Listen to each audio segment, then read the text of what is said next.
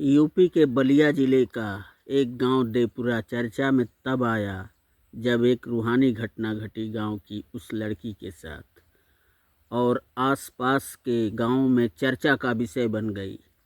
गांव के लोग बुजुर्गों से जब यह वाकया सुनाते हैं तो उनकी रूह कांप उठती है। आइए जाने ऐसे ही एक हॉरर कहानी, प्यासा जिन्न का राज। देपुरा गांव में दामोदर का घर पूरब टोला में पड़ता था।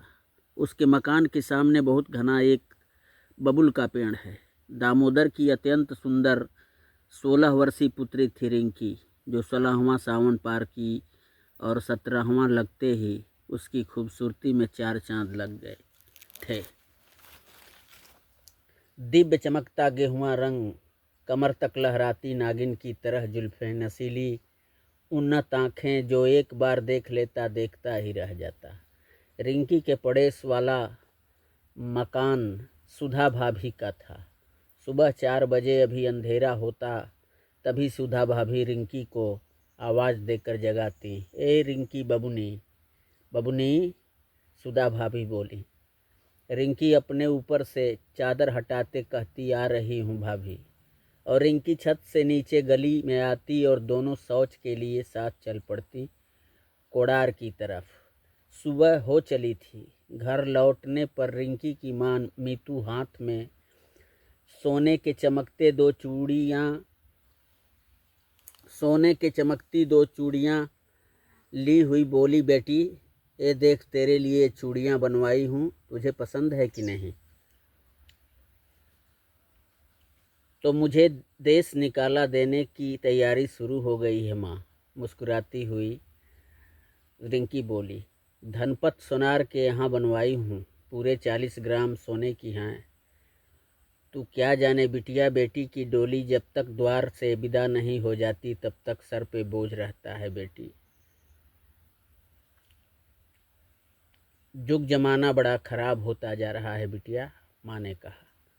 अच्छा तो ये बात है माँ, तू खाना निकाल, पिताजी शायद लड़का देख कर लौटे हैं। क्यों पिताजी, आप लोगों को मैं बोझ लगने लगी हूँ? रिंकी बोली। बात पक्की करके ही लौटा हूँ। फोटो देखते ही लड़के वाले राजी हो गए, हमारी बिटिया पसंद आ गई है उन्हें। अब 2-4 लोग लड़की पूजने आ ही रहे हैं, दामोदर जी बोले। रिंकी शर्मा कर अपने कमरे में भाग गई। इधर सुधा भाभी पास पड़ोस की औरतें मेहमानों के खाने पीने के बंदोबस्त में जुट गई थी। मेहमान पास के गांव के ही थे, इसलिए बैलगाड़ी से ही आए थे। लड़की पूजने के बाद सभी खाए पिए और दामोदर जी से समधी जी गले मिले और अगले महीने में शादी की तारीख पक्की करके चले गए। आज टह चांदनी रात खिली हुई थी। सारा गांव नींद के आगोश में था। रिंकी की माँ मीतू उसके पास ही सोई थी। छत के ऊपर सो रही रिंकी का अलसाया बदन चांदनी में नहाया हुआ था। एकाएक ऐसा लगा जैसे वात्या चक्र उठा हो और सामने द्वार पे वाले बबूल के पेड़ को झिझोड़ गया हो। फिर सब कुछ शांत और कुछ आगे एक उभरती आवाज़, ए रिंकी बबुनी, बबुनी। रिंकी के कानों तक ये आवाज़ पहुंचती है। रिंकी उठती है और सुधा भाभी को जानकर ऊपर छत से सीढ़ियाँ उतरती आंगन में आती है और दरवाज़ा खोलती है और एक स्त्री को देखती हुई कहती है, कौन? अभी इतना ही तो वह कह पाई थी कि तभी एक खुशबू उसे मदहोश बनाने लगती है और गली में उसके सम्मुख स्त्री जो खड़ी थी वह खूबसूरत युवक में तब्दील हो जाती है। सफ़ेद रंग के कुर्ते पाजामे में वह युवक नजर आने लगता है और उसके हाथ में एक धवल रंग का घोड़ा भी था जो चंचल था, अपनी पूंछ इधर उधर लहरा रहा था। युवक रिंकी की तरफ हाथ बढ़ाया और रिंकी आगे बढ़ी। युवक उसकी कमर पकड़कर घोड़े पर बिठाया और उछलकर घोड़े पर बैठते हुए घोड़े को एंड लगाया और घोड़ा तीर के समान उस जगह पर पहुंचा जहां एक कब्रिस्तान था। अब वह खुशबू के प्रभाव को अब वह उस खुशबू के प्रभाव को रिंकी से अलग कर दिया। वह ख्याल में आई, बेचैन सी इधर उधर नज़रें दौड़ाने लगी। कब्रें ही कब्रें। वह डरी सहमी हिम्मत करके बोली, ये मैं कहाँ आ गई? यह मेरा गांव नहीं है। गांव भले ही तुम्हारा न हो, पर तुम्हें चाहने वाला तो तुम्हारे सामने खड़ा है। फिर डर कैसा? वह रूहानी नवयुवक बोला, डर है मुझे। धोखे से यहाँ लाने वाला मेरा हमदर्द नहीं हो सकता। रिंकी ने कहा, डरो मत, आज मैं तुम्हें दुल्हन की तरह सजा दूंगा। युवक बोला, और उसने ऊपर देखा। एक खूबसूरत नूरानी साड़ी, हीरे के जेवरात उसके हाथ में आ गए। वह बोला, तो इसे पहन लो जाने हयात। और रिंकी उस नूरानी चमकते साड़ी को और उन चमकते हीरों के जेवरातों को ले ली और पहन ली और अपने को निहारे जा रही थी। तभी उस युवक ने उसे गले लगा लिया। रिंकी पहले तो तिलमिलाई, पर फिर अपने को सामान्य कर लिया। ये भी एक हसीन पल है, उसे लगा। मगर ये क्या? वह खूबसूरत सा दिखने वाला नौजवान रिंकी को अपनी बाजुओं में कसे उसके कंधे पर सर रखे जब उसमें समाने की कोशिश करने लगा तो वह भयावह हो चला था। उसका चेहरा एक तरफ जला फपोले के जैसा सफ़ेद हो चला और उसके नासिका से टपकते खून उसके बड़े बड़े दांतों को लाल करके उसके चेहरे को और खौफनाक बनाने लगे थे। वह एक ताकतवर जिन था जो रिंकी के जिस्म से खेल रहा था। अब धीरे धीरे रिंकी के जिस्म को रौंदता वह जिन शांत होकर सौम्य सूरत अख्तियार कर चुका था। साथी, अब तो हमें घर छोड़ दो, रिंकी बोली।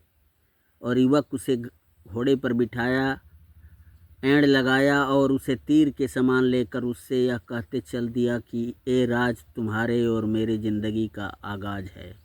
मैं सोचता हूँ ये ऐसा ही खूबसूरत बना रहे, वरना आज क्या हुआ है किसी के सामने कल बना तो हम सदा के लिए जुदा हो जाएंगे।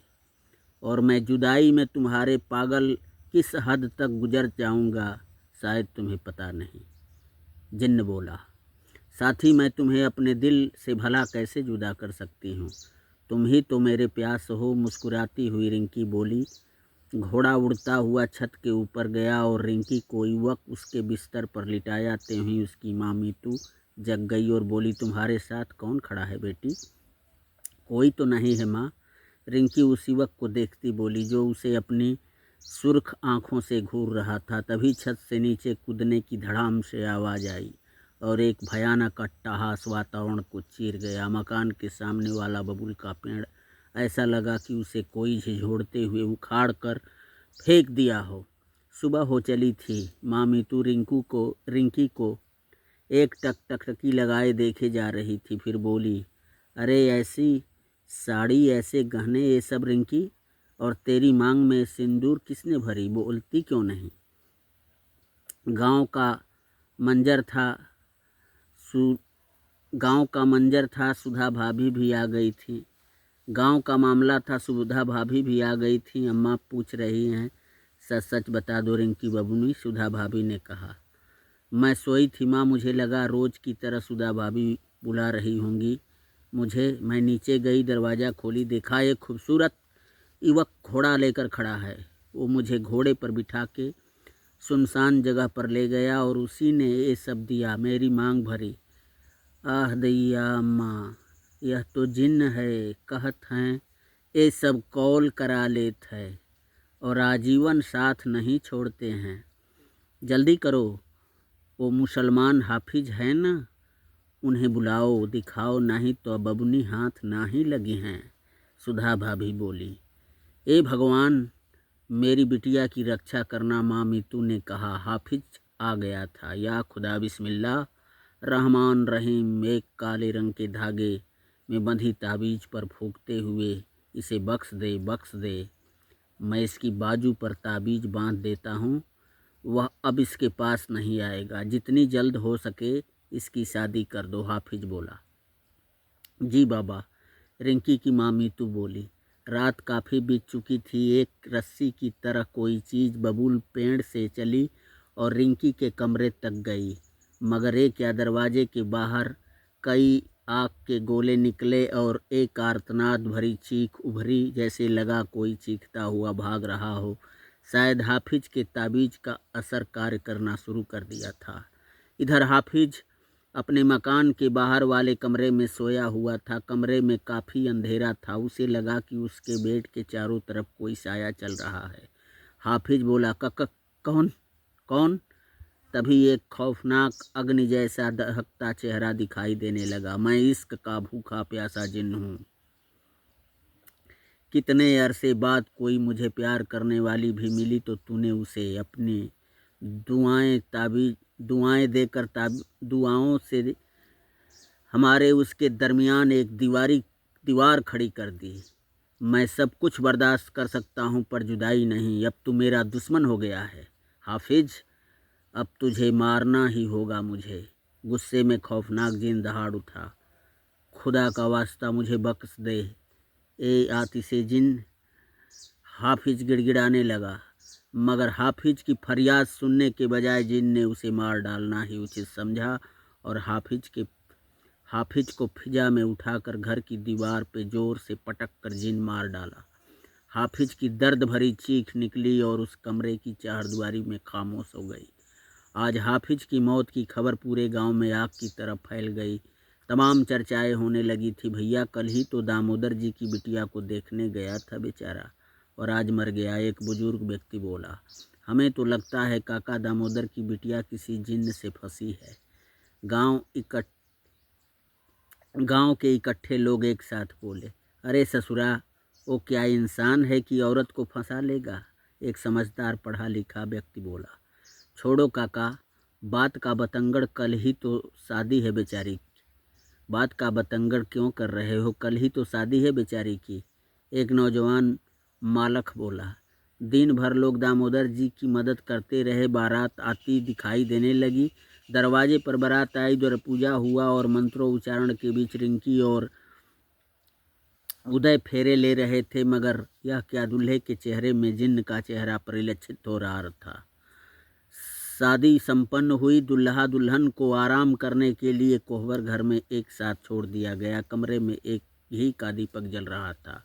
विदाई सुबह होनी थी, तभी तेज हवा का झोंका आया, दीप बुझा गया। आवाज़ आई, रिंकी रिंकी रिंकी। रिंकी तो उठी नहीं। दुल्हा उदय अभी उठा ही था कि रूहानी खुराफात शुरू हो गया। दूल्हे के दोनों बाजू को एक नाग लपेट लिया। वह बेकाबू सा हो गया था। तभी एक अट्टहास गूंजा, रिंकी उठो, आज तुम और हम सदा के लिए एक हो जाएं। फिर मुझे कुछ नहीं चाहिए, कुछ नहीं। जिन की आवाज़ गूंजी थी। मैं भी एक लड़की से प्यार किया था। उसके घर वाले हमारे मिलन से राजी नहीं थे। एक दिन हम उनकी आंखों में धूल झोंक कर भाग निकले, पर बेदर्दी जमाना हमें मिलने नहीं दिया और हमारा कत्ल भी कर दिया। और मेरी पाक जिस्म में एक बद जिन्न रूह दाखिल हो गई और तब से मैं प्यासा घूम रहा था कि तुम मुझे मिल गई रिंकी, तुम मुझे मिल गई।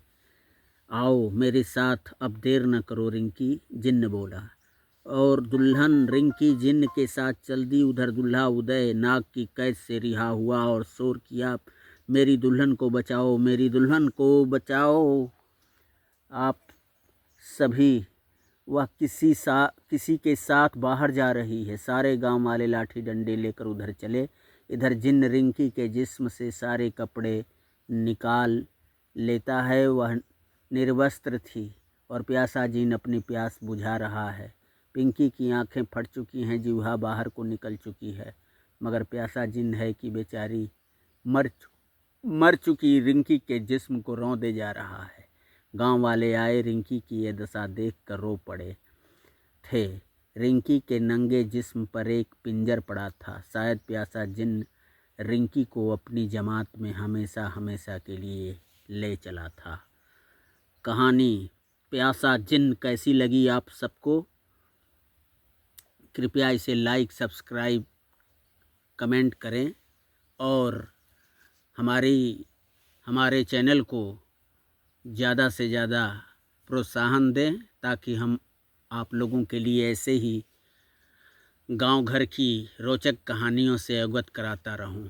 नमस्ते।